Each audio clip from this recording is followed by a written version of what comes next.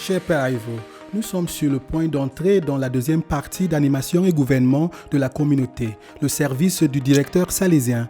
Tu nous donnes un coup de main pour ouvrir la porte. Donne-moi le livre.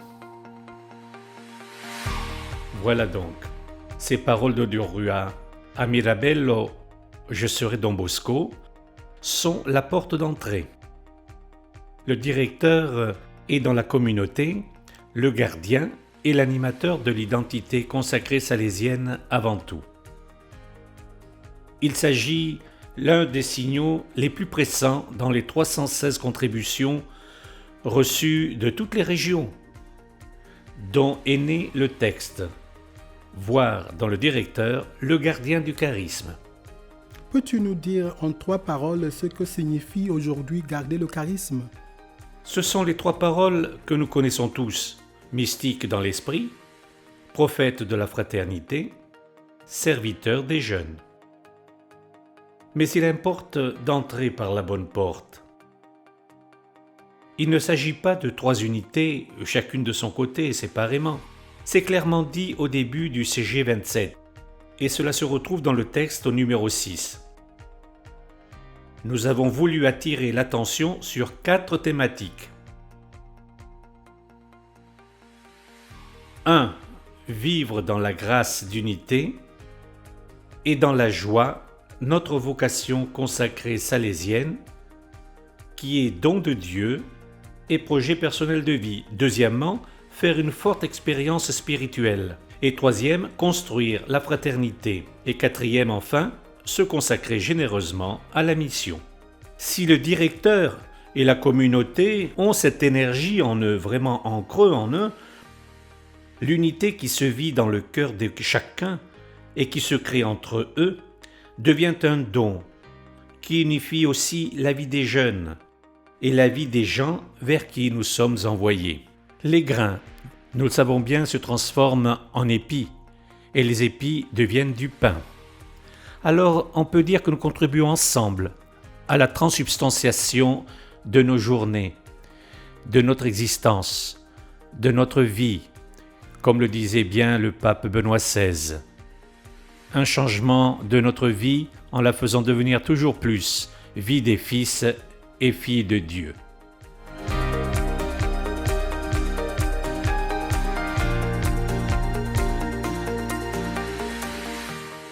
Entré dans la deuxième partie, nous entrons également dans la basilique du Sacré-Cœur, dernier grand don que Don Bosco a fait à l'Église à la fin de sa vie.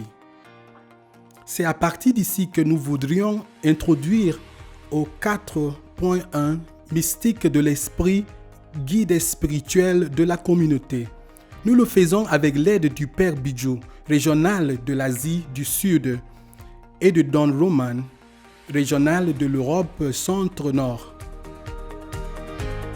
Père Roman, dans ton expérience avec les communautés, d'abord comme provincial et maintenant comme régional, dis-nous une parole sur les thèmes que nous rencontrons sur le titre « Mystique dans l'esprit », à commencer par le premier. 4.11 Fidélité aux conseils évangéliques.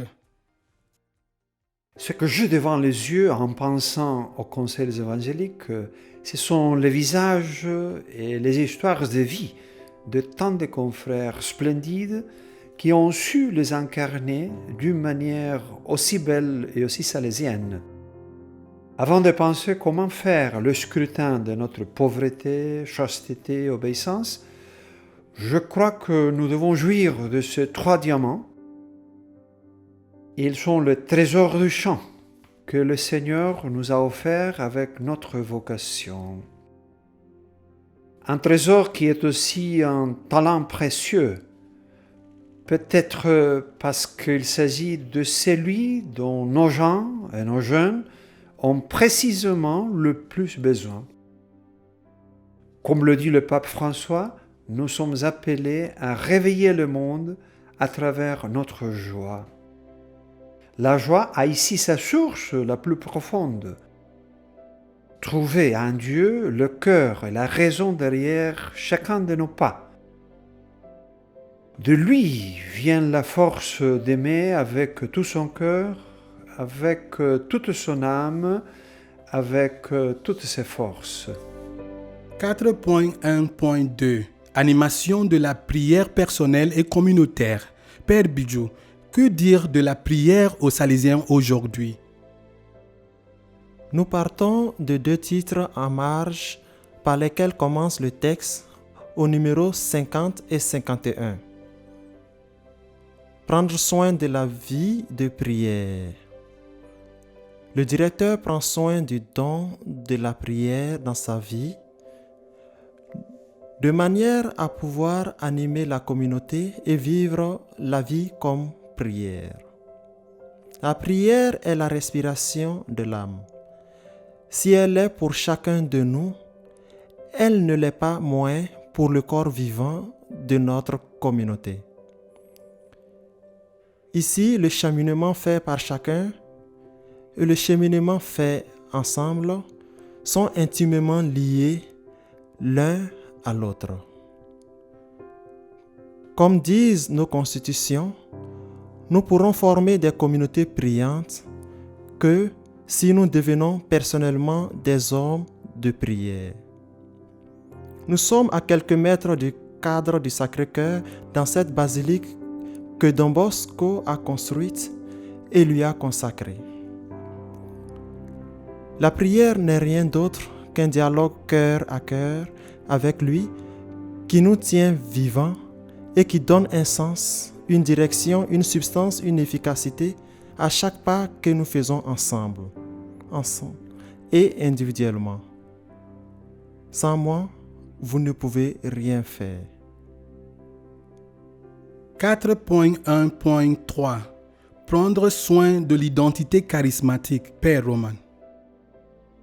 Il y a peu de lieux salésiens avec une concentration charismatique aussi intense que celui-ci, où Don Bosco a revu toute sa vie dans l'unique messe célébrée à cet hôtel le 16 mai 1887, entre, comme vous le savez, les larmes d'émotion et de reconnaissance. Tu comprendras en son temps, sont les dernières paroles qu'il a entendues dans les songes de 9 ans.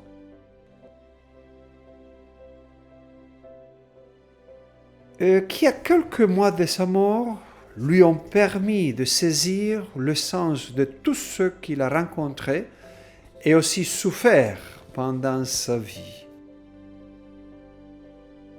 Notre identité charismatique est comme ce fil que relie tout ce que nous sommes et tout ce que nous faisons. Mieux nous la comprenons, nous la faisons nôtre. Mieux nos pas et nos efforts deviennent ce don que le Seigneur, Marie, l'Église veulent offrir aux jeunes à travers nous, comme a été la vie de Don Bosco.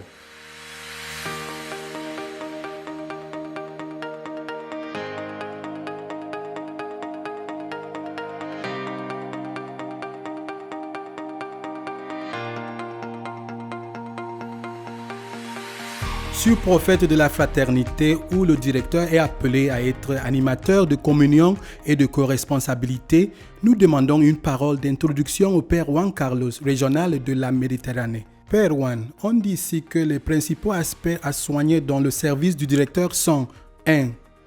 Promouvoir l'unité. 2. Grandir dans les relations fraternelles et dans la communication. 3. Construire une communauté ouverte et accueillante. Qu'est-ce que tu as trouvé dans ton expérience comme provincial?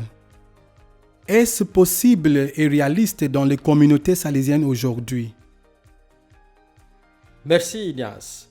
Le premier sous-titre que l'on rencontre dans cette partie dit ceci: la communion est mission.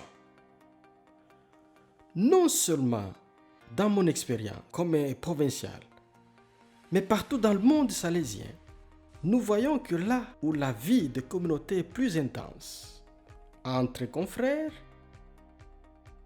là aussi leur présence, leur mission parmi les jeunes et parmi les gens produit des fruits de communion, de partage dans la mission, de vie inspirée de l'Évangile. C'est la vie de communion qui entre aussi dans le cercle des familles de la communauté chrétienne et humaine à large échelle avec lesquelles nos présences salésiennes interagissent.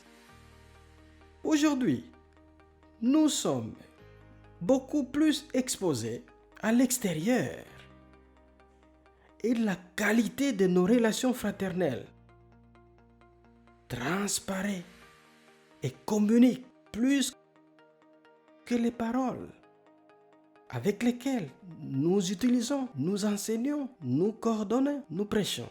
Mais Ignace, il y a aussi le revers de la médaille.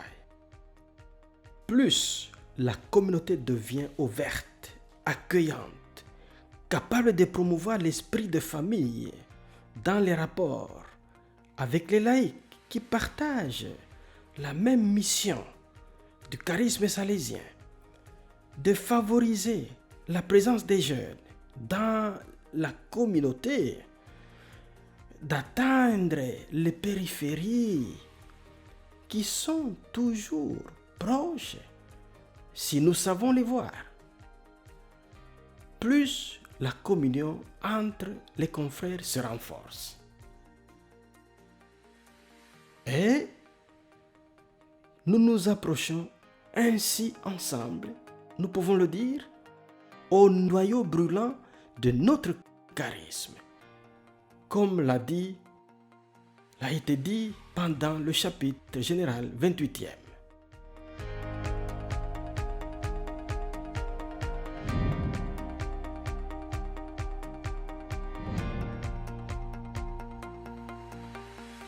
Nous sommes dans la chambre d'où viennent des milliers de pèlerins chaque année, où Don Bosco a passé les derniers 18 jours de son séjour à Rome pour la consécration de la basilique du Sacré-Cœur. Nous sommes en compagnie du Père Alfred, conseiller pour les missions, et du Père Alphonse, régional pour l'Afrique et Madagascar. C'est avec eux que nous entrions maintenant dans les pages de la deuxième partie qui présente Serviteurs des jeunes et qui parle du directeur comme premier responsable de la mission apostolique. Le service est ce qui qualifie le directeur déjà dans le titre du livre. Ici, le service devient à proprement parler son vêtement. Il est en effet appelé à être le premier à servir les jeunes.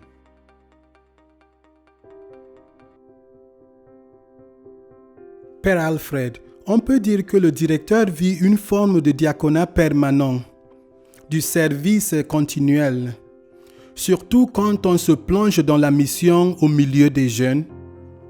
Ignacio, la vie ne sert à rien si on ne sert pas, nous a dit le pape François.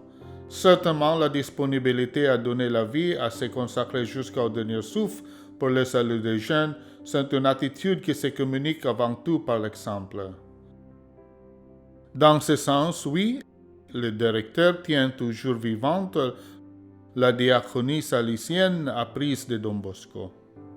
Le texte traduit serviteur des jeunes en 4 verbes: encourager, coordonner, guider, stimuler. Je vous demande de nous aider à saisir de manière synthétique ce que chacun d'eux veut communiquer. Père Alfred, encourager, la charité pastorale des confrères.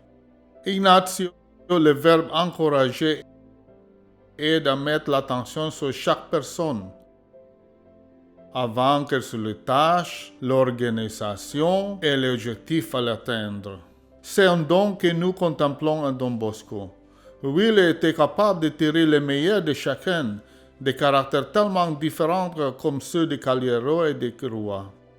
Aujourd'hui, il s'agit d'un don précieux aussi pour nos communautés, toujours plus multiculturelles et intergénérationnelles.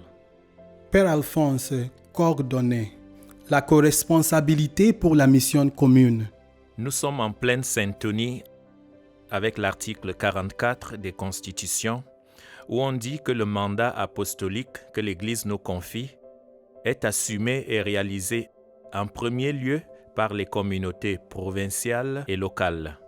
La capacité de cheminer ensemble, de coordonner, de travailler pour le même projet est peut-être une des capacités et des compétences les plus importantes qui exigent une formation continue de formation pour le directeur et de lui vers la communauté.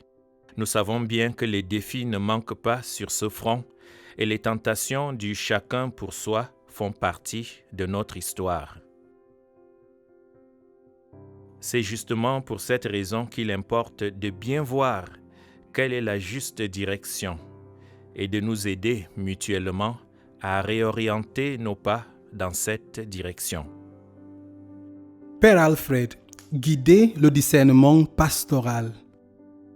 Discerner, c'est dire dans le langage de l'Église ce que l'on voit déjà clairement dans l'Évangile, où l'invitation est constante de reconnaître que le règne de Dieu est ici, au milieu de vous.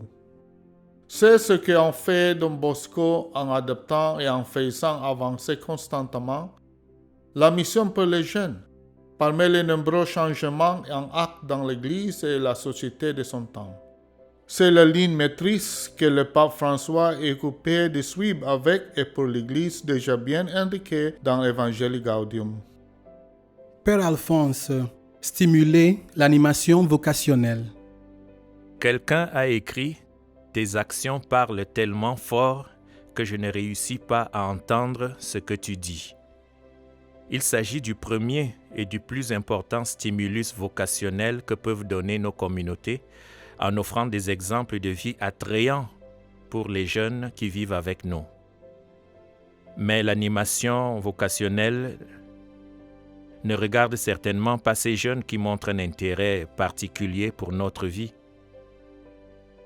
Comme l'a fortement rappelé le synode sur les jeunes, et comme il est déjà clairement présent dans le cadre des références de la pastorale des jeunes, aider chaque jeune à trouver sa place dans cette vie, correspondre le mieux possible avec ce que le cœur de Dieu rêve pour lui ou pour elle, est le but et le point d'arrivée de toute notre action éducative et pastorale. Il faut quelqu'un dans la communauté qui rappelle constamment ce but.